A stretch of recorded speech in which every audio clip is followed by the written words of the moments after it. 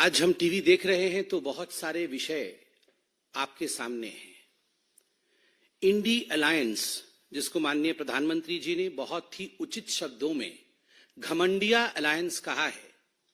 घमंडिया alliance के मार्च, घमंडिया alliance के protest देखने को मिल रहे हैं। जहां तक घमंडिया अलायंस का सवाल है, जहां तक इंडी अलायंस का सवाल है, उनको जोड़ने वाला जो फेविकॉल है वो दो है। एक है शराब और दूसरा है अपमान। किस प्रकार से सनातन का अपमान करना, किस प्रकार से भारत के सभ्यता का अपमान करना, किस प्रकार से बड़ों का अनादर करना। आज दोनों विषय हिंदुस्तान की राजनीति और हिंदुस्तान के मीडिया की खबर की धुरी बनी हुई है। शराब धुरी बनी हुई है। एक भाग रहा है, शराब में घोटाला करके कोई नेता भाग रहा है, और दूसरी ओर कुछ ऐसा नेता हैं, कुछ ऐसे भी लोग हैं जिन्होंने भारत के वाइस प्रेसिडेंट के साथ जिस प्रकार का मखौल उड़ाया है और उसके बाद मार्च पास्ट कर रहे हैं, उसके विषय में भी उनका पर्दाफाश करना है। आप सभी जानते हैं और यह विदित है कि 2 नवंबर को शराब घोटाले को लेकर, एक्साइज पॉलिसी के स्कैम को लेकर अरविंद केजरीवाल को सेंट्रल एजेंसीज ने, ईडी ने, एनफोर्समेंट डायरेक्टरेट ने समन किया था कि अरविंद जी आइए, हम बैठेंगे आमने सामने, आपसे सवाल जवाब करेंगे। और ये जो करोड़ों का घोटाला हुआ है, और जहां तक करोड़ों का घोटाला हुआ है, ये कोई भारतीय जनता पार्टी के नाते हम नहीं कह रहे हैं, गिनती अभी तक चल रही है। 2 घोटाले हमने देखे हैं हाल फिलहाल में। मैंने क्यों कहा कि इंडी अलायंस को जोड़ने वाला फेविकॉल शराब है। शराब का पैसा अलमारी दर अलमारी 3 दिसंबर को मतगणना चल रही थी और नोट की गिनती भी चल रही थी। 350 करोड़ से अधिक की नोट की गिनती हुई थी और वो शराब का पैसा था। कांग्रेस के एक सांसद धीरज साहू जी के घर से निकला था। वहां तो गिनती सीमित हुई कि 350 से अधिक करोड़ रुपए उसके अंदर है। और जहां तक केजरीवाल जी के शराब का हिसाब किताब है, अभी तक गिनती चल रही है। सुप्रीम कोर्ट ने मनीष सिसोदिया के बेल के समय, रिजेक्ट करने के समय बड़े स्पष्ट शब्दों में कहा था कि there is an established money trail. Money trail है और एस्टैब्लिश्ड है, ये देश के सर्वोत्तम न्यायालय ने कहा। फिर भी आप अरविंद केजरीवाल जी की बेशर्मी को देखिए, आज भी भाग गए। 2 नवंबर को भागे थे, आज भी भाग गए। 2 नवंबर को जब उन्हें बुलाया गया था तो एक चिट्ठी अरविंद केजरीवाल जी ने लिखा था। वो चिट्ठी आप सबने देखा भी। ये चिट्ठी अरविंद केजरीवाल जी ने लिखा था। अरविंद केजरीवाल जी ने उस चिट्ठी में बड़े स्पष्ट रूप से लिखा था, 5वें नंबर पॉइंट पे मैं वो पढ़ना चाहूंगा। As the Chief Minister of the State of NCT of Delhi, I have governance and official commitments for which my presence is required, particularly in view of the Diwali festivities coming up in the second week of November 2023. उनका कहना था, उनका मानना था कि चूंकि मैं एक पद पर हूं, मैं एक मुख्यमंत्री हूं, मेरी कुछ जिम्मेदारी है, मुझे वो जिम्मेदारी निभानी है और इस कारण से दिल्ली में रहना मेरे लिए अनिवार्य है। साथ में एक और पॉइंट भी लिखा था और मैं वो पॉइंट पढ़ूंगा नहीं, लंबा पॉइंट है, मगर उन्होंने कहा था कि मिजोरम, मध्य प्रदेश, छत्तीसगढ़, राजस्थान और तेलंगाना में चुनाव चल रहे हैं और मैं स्टार प्रचारक हूं, तो मुझे तुरंत जाके वहां पर आम आदमी पार्टी को जिताना है।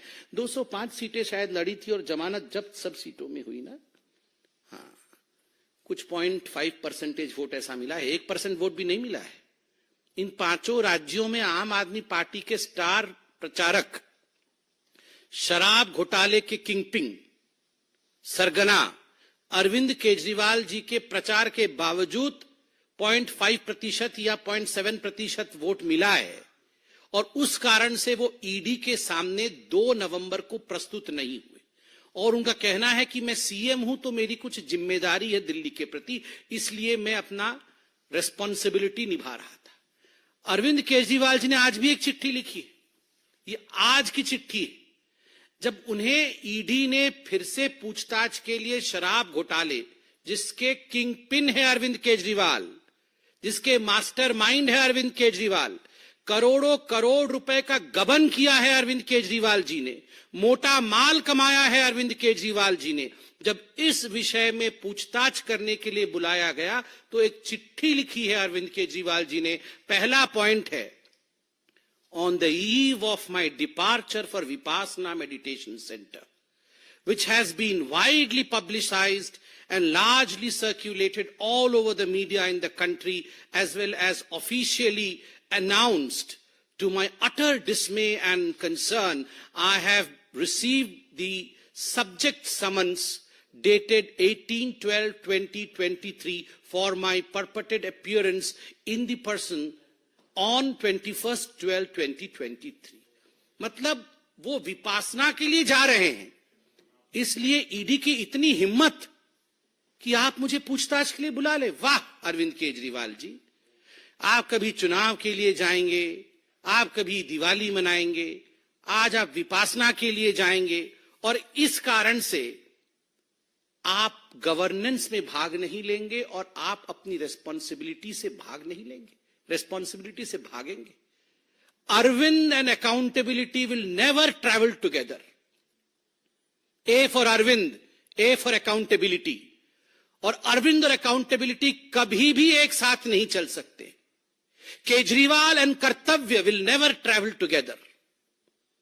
कभी भी अपने कर्तव्य का वहन करना, एक जनप्रतिनिधि का कर्तव्य है कि यदि उसने घोटाला किया है और देश की सेंट्रल एजेंसी उसे बुलाती है तो उसे वहां जाना पड़ेगा, प्रश्नों का उत्तर देना पड़ेगा।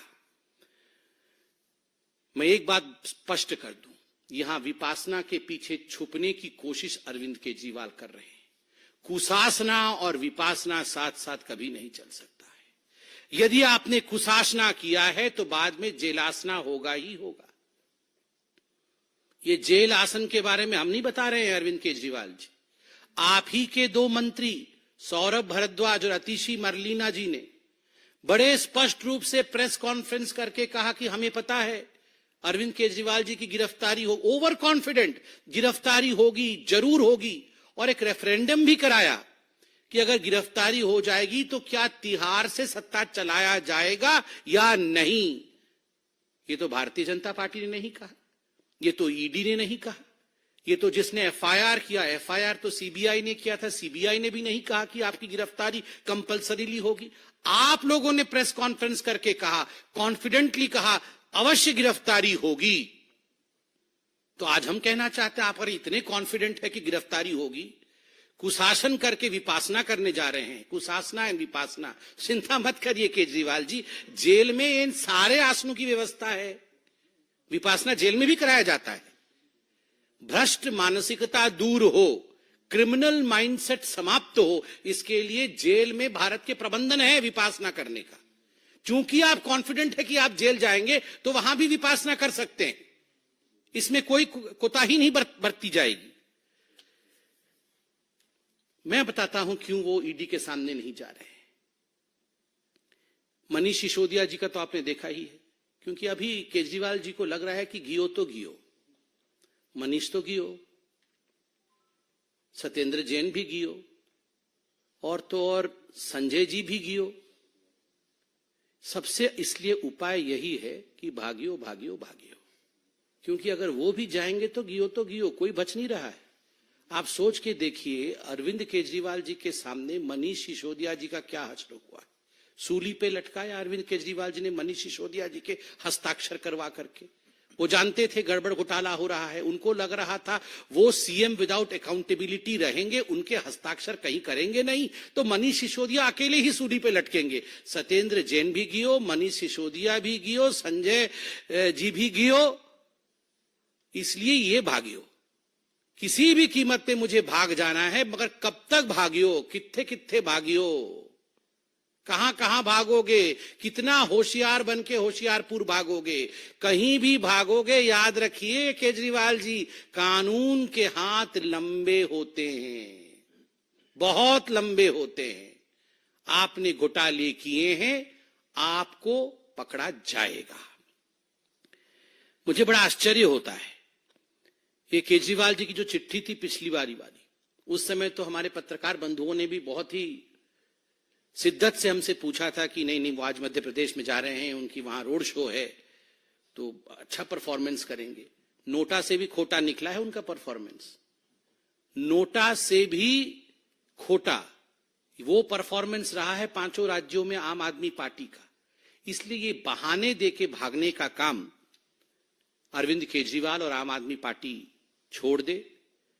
सत्ता शराब इंडी अलायंस का मौसम खराब, सत्ता शराब इंडी अलायंस का मौसम खराब, तभी इधर उधर भाग रहे हैं आली जनाब।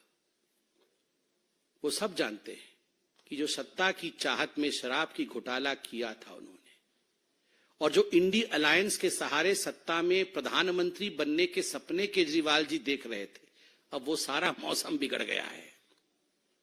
इस कारण से इधर उधर भाग रहे हैं। सत्ता शराब इंडी अलायंस का मौसम खराब, तभी इधर उधर भाग रहे हैं आली जनाब। ये तो था एक फेविकॉल का जोड़ शराब का और अरविंद केजरीवाल जी की भागने की कहानी। मगर बड़े दुख के साथ मुझे कहना पड़ रहा है कि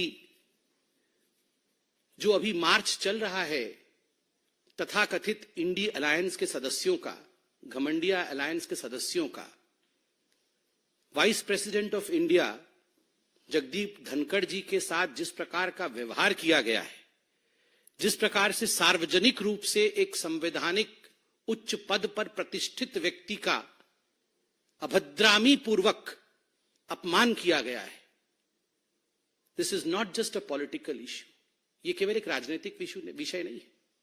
भारत जैसे देश में यह एक संवेदनशील इशू है, इमोशनल इशू भी है। मेरे पिताजी भी उम्रदराज है। आज मैं अपने पिताजी को देखता हूं तो कभी कभी मुझे भी लगता है कि थोड़े से वो भी झुक गए, कंधा उनका झुक गया है। क्या कोई बेटा अपने पिताजी के झुके कंधों का मजाक उड़ा सकता है? क्या भारत ने कभी यह सिखाया है? आप सब अपने गिरेबान में झांक के अपने माता पिता को देखिए, किसी के पिता 60 साल के हैं, किसी के पिता 70 साल के हैं। हो सकता है रीढ़ की हड्डी थोड़ी झुक गई हो सकता है कंधे थोड़े झुक गए हो सकता है वो थोड़े बीमार हो, मगर क्या हम अपने माता पिता का मजाक बना सकते हैं? संसद की उन सीढ़ियों पर, वो मंदिर की सीढ़ियां हैं, वो हिंदुस्तान की सभ्यता की सीढ़ियां हैं, उन सीढ़ियों में उकेरा गया है हिंदुस्तान की कहानी। उन सीढ़ियों पर कोई आम व्यक्ति नहीं, उन सीढ़ियों पर जनता द्वारा चुने गए संवैधानिक पदों पर बैठे हुए सांसदों द्वारा जब वाइस प्रेसिडेंट ऑफ इंडिया के साथ, भारत के उपराष्ट्रपति के साथ बॉडी शेमिंग किया जाता है, तो याद रखिए ये केवल वाइस प्रेसिडेंट ऑफ इंडिया, उपराष्ट्रपति भारत की बॉडी शेमिंग नहीं हो रही है, उन तमाम बुजुर्गों की बॉडी शेमिंग हो रही है जो हम अपने घरों में देखते हैं।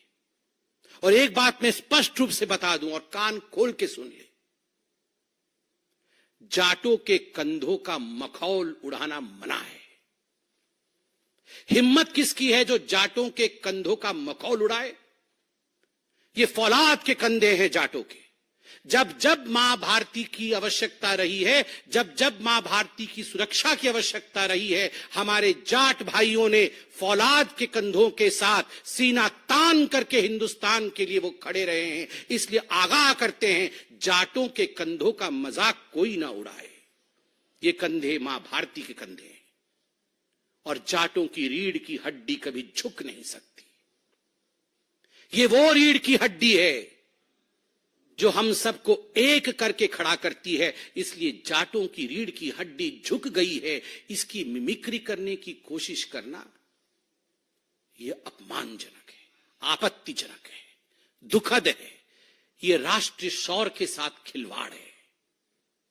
किसको छोड़ा है इस कांग्रेस पार्टी ने? किसको छोड़ा है इन इंडी अलायंस वालों ने? कितने उच्च विचार की साधारण परिवार से, आदिवासी परिवार से हमें प्रेसिडेंट ऑफ इंडिया मिली है, भारत की राष्ट्रपति।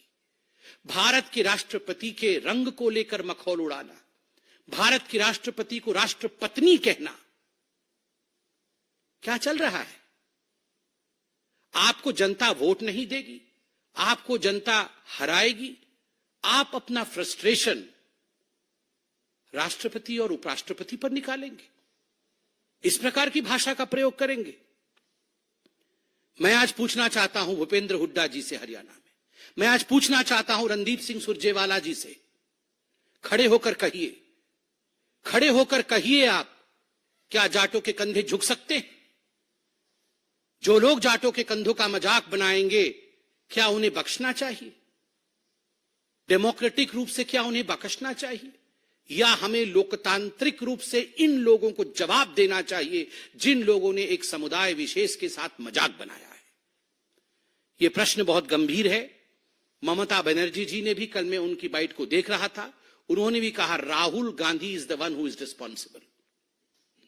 राहुल गांधी जिस प्रकार से उन्होंने व्यवहार किया है, केवल रिकॉर्डिंग नहीं की है, वो केवल एक म्यूट स्पेक्टेटर और केवल फोन पे रिकॉर्ड कर रहे थे, ऐसा नहीं है। उन्होंने इंटरैक्ट भी किया है और कहा भी है उंगली उठाकर कि I am a Lok Sabha member. It was a theatrics which was planned. यह एक पूरा का पूरा विषय ऐसा था जो प्लान्ड तरीके से, सुनियोजित तरीके से एक समुदाय और खास करके एक कॉन्स्टिट्यूशनल पोस्ट पे बैठे व्यक्ति को नीचा दिखाने का प्रयोग किया गया है। यह प्रयोग कभी भी सफल नहीं होगा। हिंदुस्तान की जनता सभ्यता और संस्कार में विश्वास रखती है। जवाब लोकतांत्रिक तरीके से हिंदुस्तान की जनता देगी।